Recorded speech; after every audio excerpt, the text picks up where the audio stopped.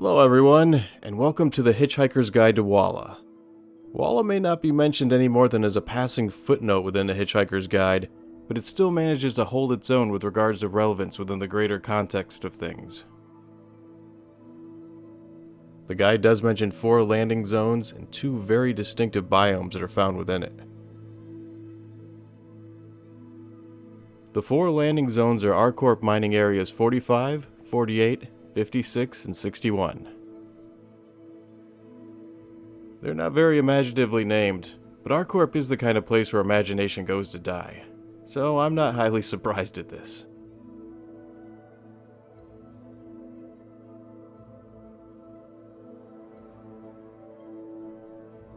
For the sake of expediency, the guide groups all of these landing zones together.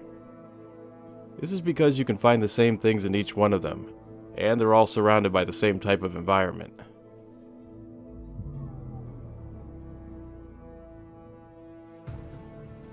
All of them are fully realized outposts, which means that they all have an oversized landing pad that acts as a central hub that all the other structures are situated around. They each have a platinum bay where you can spawn vehicles at, and they all have an admin building with an automated kiosk that can be used to buy and sell goods.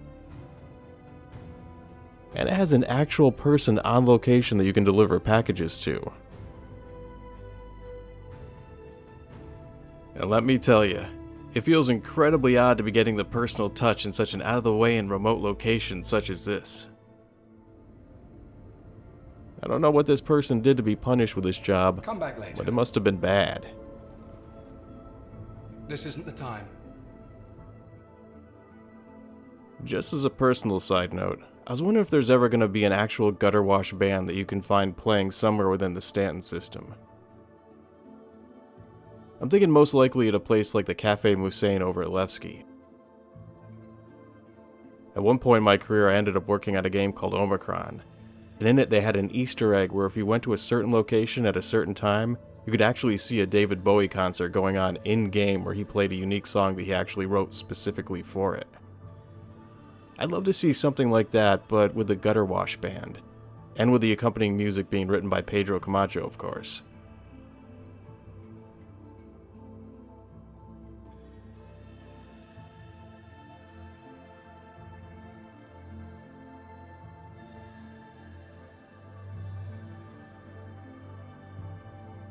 When you look at the surface of Walla, you'll be able to see bands of green that run through the dull gray expanse that dominates most of its surface.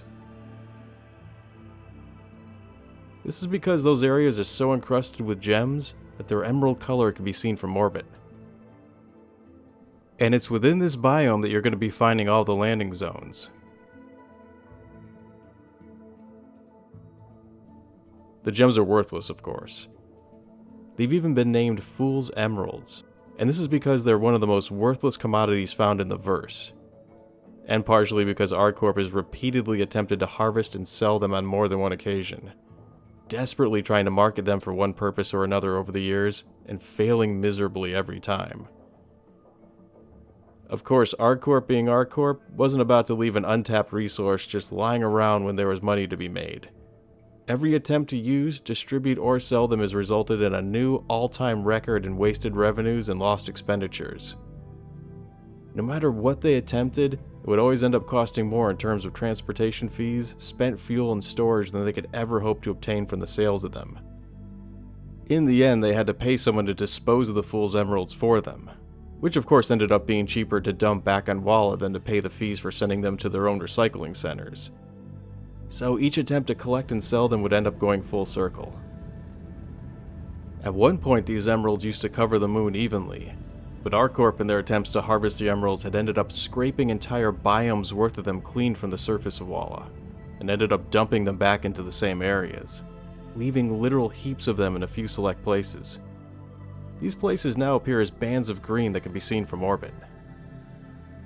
But they can make a nice keepsake to remind you of your visit, and makes a nice gift for your friends. And once a year, some of the local bars in ArcCorp will trade them for a free drink during Triggerfish. So don't worry, go ahead and take one. There's literally tons of them littering the surface of the moon, so ArcCorp isn't going to miss one or two of them. but make sure not to display them anywhere in the open where others can see it. This is because most residents from this sector regard people that are seen wearing or displaying fool's emeralds as a sign that they're someone who's easily fooled, and tend to end up treating them accordingly.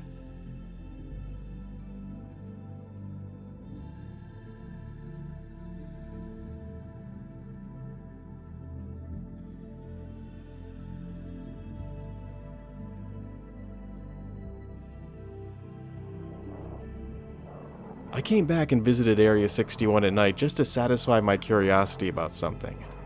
I was really hoping to see if the gems had some kind of iridescent glow or bioluminescent element to them. But no dice. It's only in the daytime that they really stand out.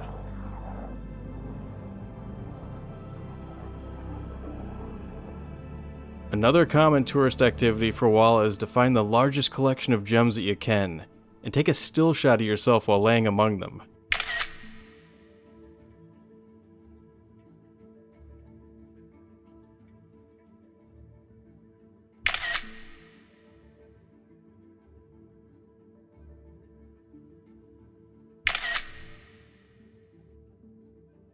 And then send the image to a friend, preferably one who isn't familiar with Walla or the concept of fool's emeralds, while displaying the message, "Did great during my last expedition.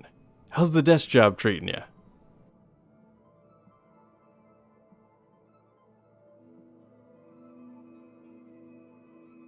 The second biome consists of a desolate moonscape that's made of a gray sandy dust.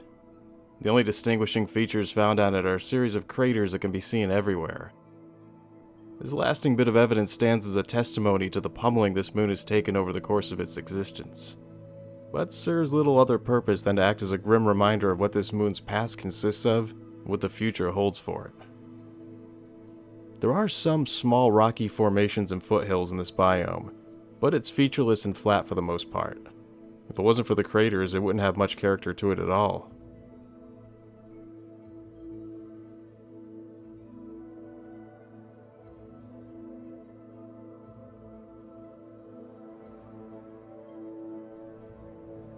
The ground itself is lifeless, devoid of even the most resilient forms of plant life, and even the atmosphere is hostile to humans, so make sure to remember to put your helmet back on after leaving ArcCorp.